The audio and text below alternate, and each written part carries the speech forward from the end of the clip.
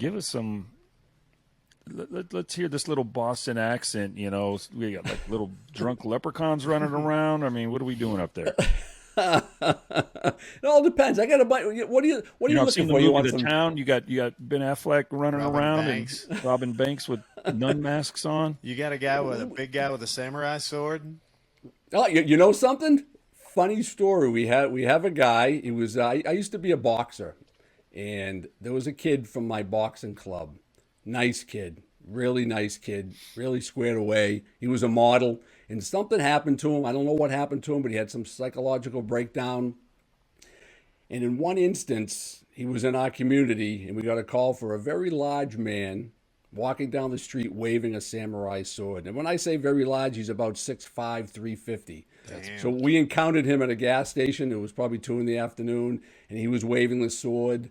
And I knew exactly who he was because just by the description, there's only one person that lives in that community that large. So we had an encounter with him. We confronted him, and we were able to de-escalate him. And he recognized me, even though he had some serious mental health issues at that point in his life with schizophrenia and things like that. But he recognized me as one of the guys from the boxing club, and he dropped the sword, and we cuffed him up and took him to the hospital.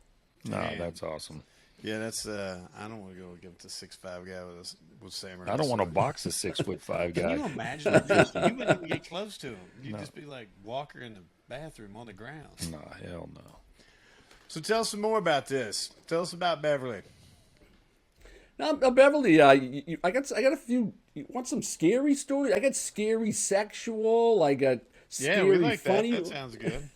Let me go with the scary funny first. We got a call. There was a real bad thunder and lightning storm.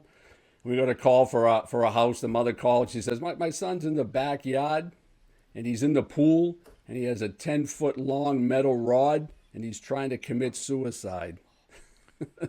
He was waiting for a lightning strike, brother. Lightning strike. Waiting for a lightning strike. And we went there, and, fortunate for the police officers. In small communities, you usually know a lot of the guys. And we went to high school with this kid, so we were able to talk him out of the pool, cuff him up, take him to the hospital, and kind of calm him down for a few days. And, he had a pretty productive life after that. But even funny thing about that, I was literally in kindergarten with that kid.